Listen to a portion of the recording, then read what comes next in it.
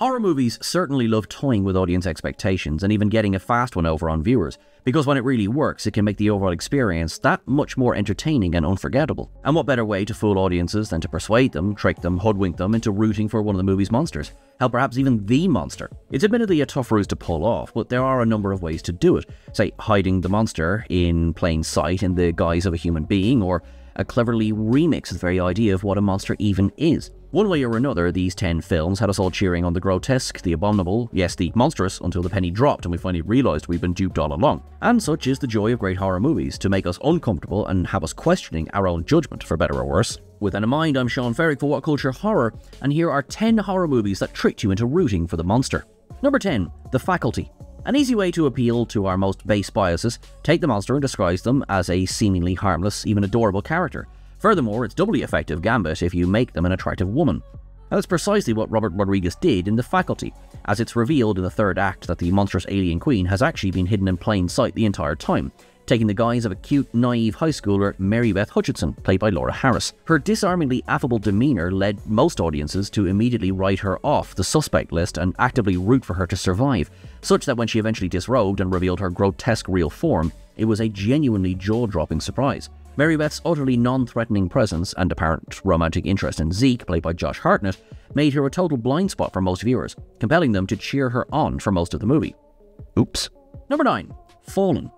The criminally underappreciated Fallen kicks off with a scene from the end of the story where Detective John Hobbs, played by Denzel Washington, is running through a forest on the verge of death, as his voiceover narration tells the audience, "I want to tell you about the time I almost died." Given that Denzel is playing the hero and all, we're immediately motivated to push for his survival, but when we see this sequence play out within its full context at the movie's end, that support promptly evaporates. You see, the film climaxes with Hobbs willingly allowing the fallen angel Azazel to possess him, but here's the twist: he's poisoned himself, in the hope that it will effectively leave Azazel stranded in the wilderness with no way to leap into a new body. At this point, however, the voiceover kicks in again and we realise it wasn't Hobbs talking to us at the start, it was Azazel.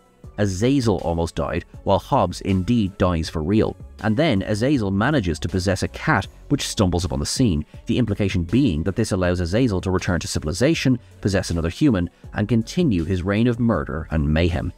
Number 8. Trick or Treat.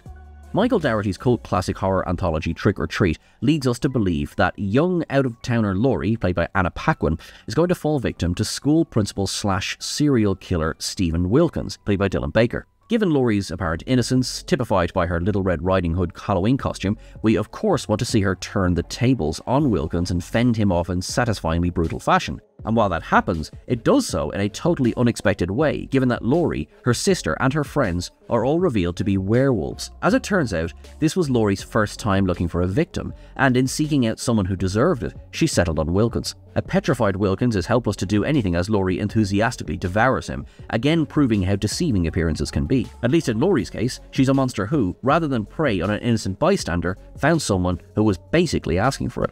Number 7. Hellraiser. There's one easy way to make the audience cheer on the monstrous baddie: put them next to an even bigger one. Case in point, we have Hellraiser, where though Cenobite Pinhead, played by Doug Bradley, is the overarching antagonist, he's less outwardly malevolent than the murderous lech Frank Cotton, played by Sean Chapman, who even attempts to kill his own niece Kirsty, played by Ashley Lawrence. And so when Pinhead rips Frank apart at the end of the movie, it's basically impossible not to pump your fist in the air with deranged glee. But the film brings us all back down to reality a few moments later, when Pinhead reneges on his deal with Kirsty to spare her in exchange for Frank. Pinhead ultimately double-crosses Kirsty and attempts to claim her too, serving as a slap on the audience's wrist and a reminder that, as deserving of his fate as Frank was, the Cenobites are not worthy of our adulation. Number 6. Devil.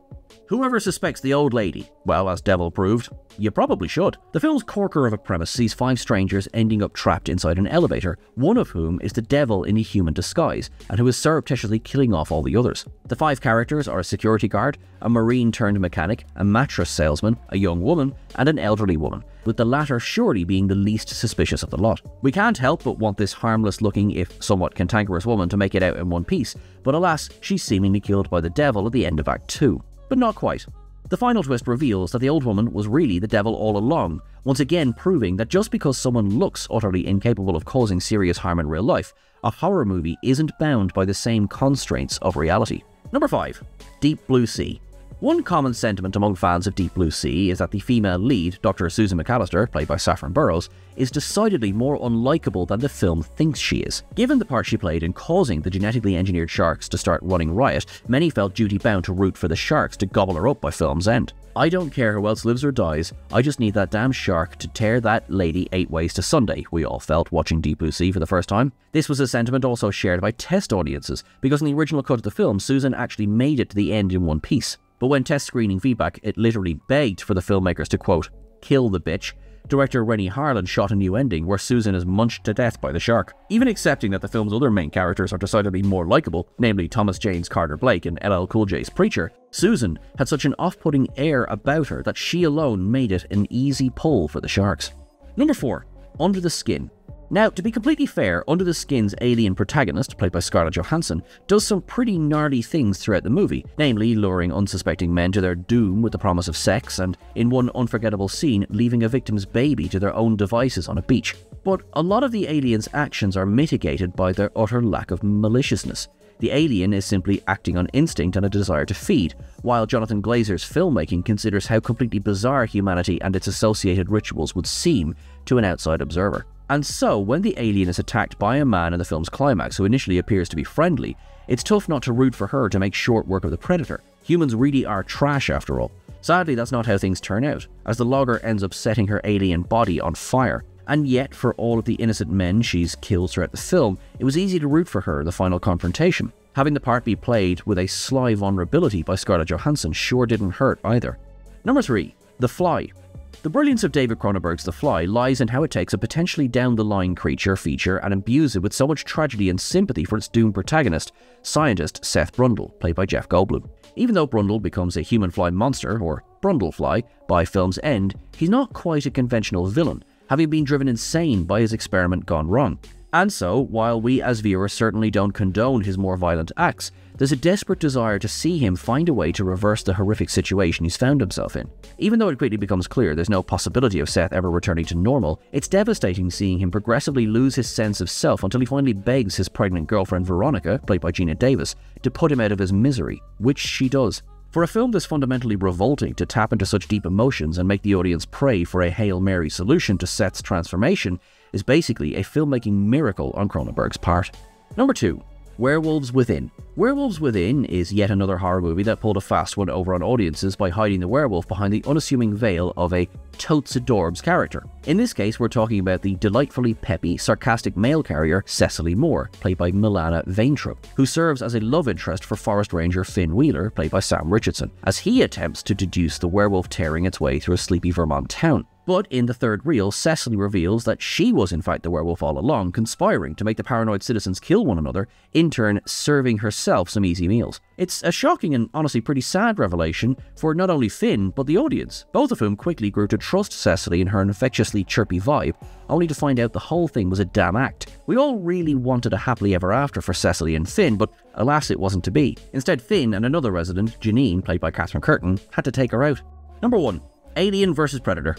Predators may be among the genre's most popular monsters, but make no mistake, they're absolutely savage beasts you'd never want to be facing off against. And so, Paul W.S. Anderson's original Alien vs Predator movie actually convinced audiences to actively cheer on the Predator by reiterating the one thing all sci-fi fans know to be true: the xenomorphs are just way, way worse. While the Predator at least has a sense of honor and generally won't attack unarmed folk, the Xeno doesn't discriminate with who it kills, driven only by its nature to kill anything that might apparently pose a threat to it. By the time we reach the ending, human protagonist Lex, played by Sana Lathan, even teams up with one of the Predators, Scar, to prevent the xenomorphs from escaping and running riot on Earth's surface. In this case, the Predators were the lesser of two evils, if you like, even though they're still tenaciously dangerous extraterrestrial interlopers who typically come to Earth to hunt humans.